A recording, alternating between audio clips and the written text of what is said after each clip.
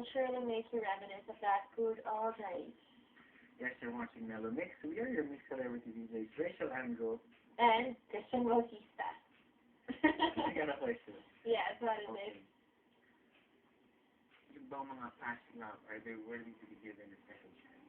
You know what? It depends on the situation. Kasi, kung may mahal ka ng iba, kung may mahal ka ng bago, diba?